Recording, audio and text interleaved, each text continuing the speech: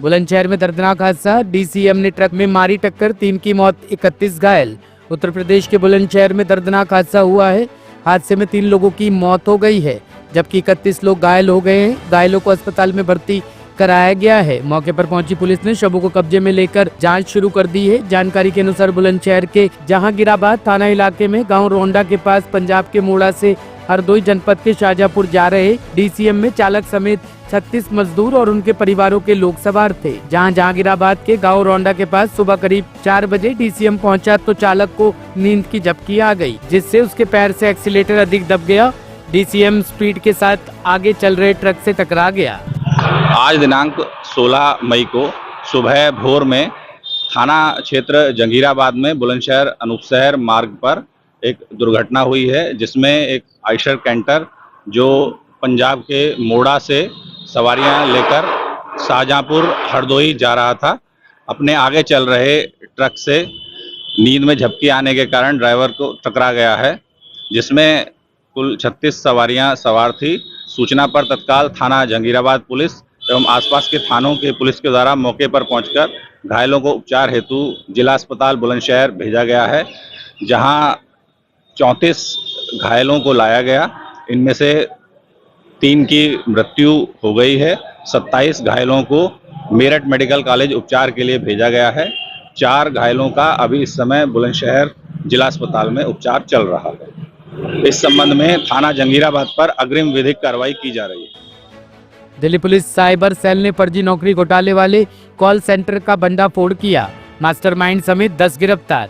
Delhi police की cyber थाना team ने एक हाईटेक फर्जी कॉल सेंटर का खुलासा किया है, जो shine.com और naukri.com जैसी वेबसाइटों पर नौकरी ढूंढ रहे युवाओं को झांसे में लेकर ठगी करता था। इस साइबर ठगी के नेटवर्क के मास्टरमाइंड फहीक सिद्दीकी समेत कुल 14 लोगों को गिरफ्तार किया गया है, जिनमें 8 पुरुष और 6 महिलाएं शामिल है। गिरोह का संचालन नोएडा सेक्टर 3 के एक मकान के दूसरे फ्लोर से किया जा रहा था। अभी एक कंप्लेंट हमें प्राप्त हुई थी एनसीआरपी पोर्टल के थ्रू, जिसके अंदर कंप्लेनेंट ने बताया कि उसने अपनी नौकरी के लिए कुछ वेबसाइट्स पे शाइन और naukri.com वेबसाइट्स पे स्पेसिफिकली अपनी अपलोड की थी सीवी रेज्यूम। तो उसके पास में अपलोड करने के 3 दिन बाद में उसके पास कॉल आता है किसी फ्रॉडस्टर का, और वो कहता है कि हमने आपकी जो सीवी है वो ऑनलाइन से डाउनलोड की है और हम आपको ये पर्टिकुलर जॉब एज पर हर क्राइटेरिया हम आपको ये ऑफ़र करते हैं। डिफरेंट प्रोटेक्ट्स पे उससे अराउंड 19 से 20 हज़ार रुपये लिए गए, जिनके अंदर उसका enrolment, document verification, job kit, इन सबको भेजने के नाम पे बाद में जब उनको फिर से एक बार पैसे मांगे गए तो उसको पता चला, लगभग लगा कि ये चीज़ फ्रॉडस्टर के थ्रू हो सकती है। उन्होंने पुलिस को कंप्लेंट की। इस चीज़ को देखते हुए हमने 3 टीमें इसके अंदर गठित की थी। 3 अलग अलग सब इंस्पेक्टर्स हमारे साइबर पुलिस स्टेशन के अंदर FIR रजिस्टर करके, और इसके अंदर हमने अभी एक कॉल सेंटर भी नोएडा के अंदर बस्ट किया है, जिसके अंदर से ये लोग कॉल करते थे लोगों को, और फर्जी एम्प्लॉयर बन के इन्होंने अपने आप को अलग अलग वेबसाइट जैसे shine.com, naukri.com, जहाँ पे खुद विक्टिम ने अपना CV अपलोड किया था, वहाँ पे इन्होंने अपने आप को फर्जी प्रोटेस्टर और अपने आप को एम्प्लॉयर बताते हुए इन्होंने और लोगों का बायोडाटा वहाँ से डाउनलोड करते थे और लोगों को इस तरीके से फ्रॉड करते थे। और इसके अंदर हमने टोटल 6 मेल और 6 फीमेल जो कॉल सेंटर है वहाँ से डिटेन किए हैं, और जिन लोगों ने पैसा विड्रॉ किया था उनको भी हमने अरेस्ट किया है। इसमें फ़ाहिम एक मेन एक्यूज है जिसने पैसा विड्रॉ किया था, उसकी CCTV फुटेज भी हमारे पास में है, फ़ाहिम सिद्दीकी, और उसको भी हमने अरेस्ट किया हुआ है। बाकी आगे की इन्वेस्टिगेशन इसकी जारी है। तो मेरी सभी लोगों से ये अपील है, रिक्वेस्ट है कि आप जब अपना अपलोड करते हैं और आपके पास में इस तरीके से कॉल आता है तो कम से कम उस कंपनी को और उस जगह को पर्टिकुलरली वेरीफाई कर ले। जैसा मैंने बताया आपको, इस चीज़ की जानकारी हम I4C से देंगे कि जो हमारे पास 57 सिम कार्ड्स हैं, उन सिम कार्ड्स को यूज़ करके इन्होंने कितने विक्टिम्स ने अभी तक रिपोर्ट किए हैं साइबर कंप्लेंट्स रिपोर्टिंग पोर्टल पे, इसकी जानकारी अभी इन्वेस्टिगेशन का पार्ट है।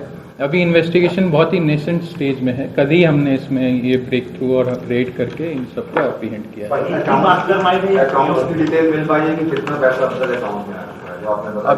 अभी तक जो भी हमने रिकवरी और सीज किया है वो कैश में किया है, जो कि उनके जहाँ से वो कॉल सेंटर रन करते थे वहाँ पे से जो मिला है।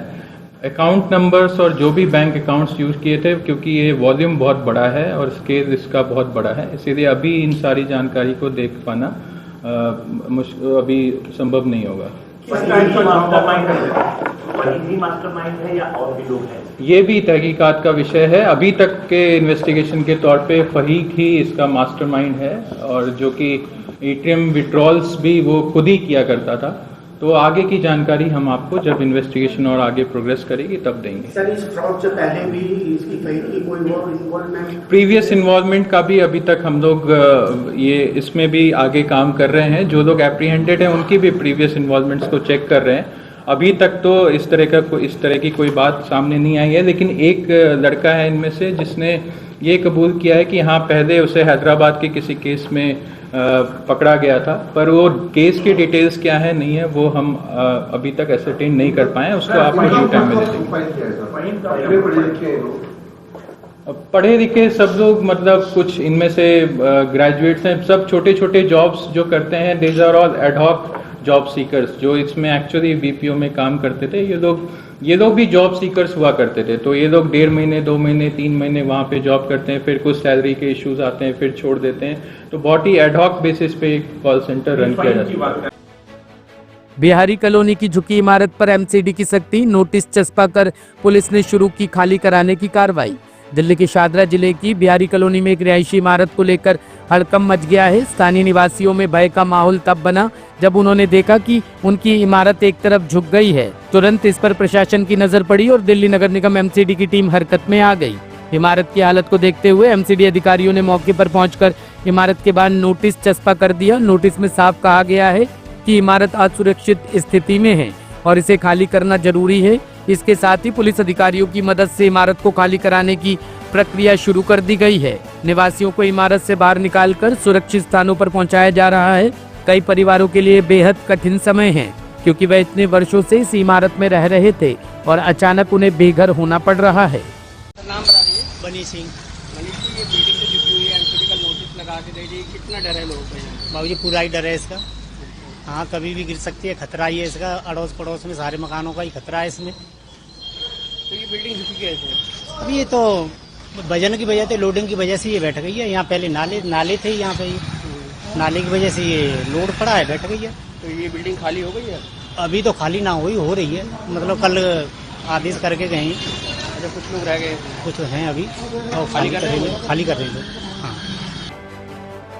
ब्यूरो रिपोर्ट, टीम तफ्तीश न्यूज।